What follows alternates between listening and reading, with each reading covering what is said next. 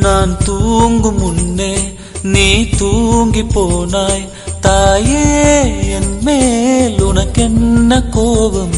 கண்ணான கண்ணே, என் தெய்வ பெண்ணே, கண்ணில் தூசி நீ ஊத வேண்டும். ஐயோ, ஏன் இந்த சாபம்? எல்லாம் என்றோ நான் செய்த பாவம்.